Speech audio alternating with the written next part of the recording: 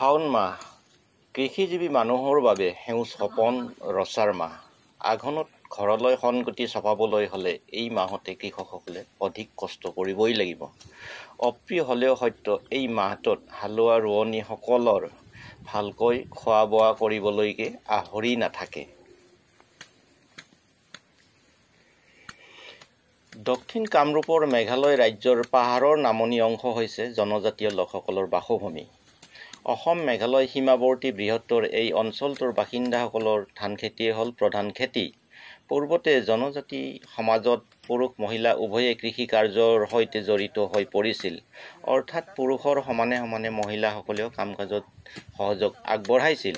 প্ৰধানতঃ মহিলাসকলে ভূঁই ৰোৱাৰ লগতে কঠীয়া তোলা, ধান কটা আদি কামতো পুৰুষসকলক সহায় কৰি দিছিল। পূৰ্বৰ সেই ধাৰা এতিয়াও বৰ্তি আছে বুলি ক'লেও এক প্ৰকাৰ ভুল কোৱা নহয়। ঐতিহাসিক চান্দৱী বিলৰ আশে পাশে থকা গাঁওসমূহত পুৰুষ মহিলা উভয়েই খেতি পথাৰত কাম কৰি থকা দৃশ্য আজিও বিদ্যমান।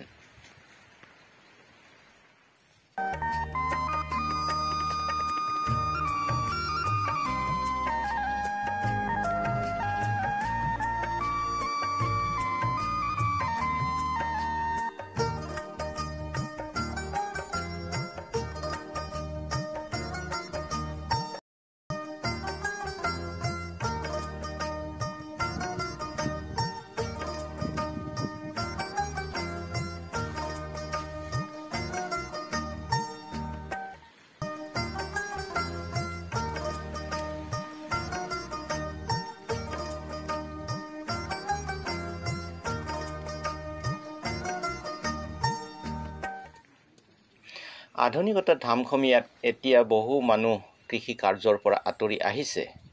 ইয়াকো ক'ব নোৱাৰি যে সকলোবোৰ মানুহ আধুনিকতাৰ ধামখমিয়াত উটি ভাহি গৈছে।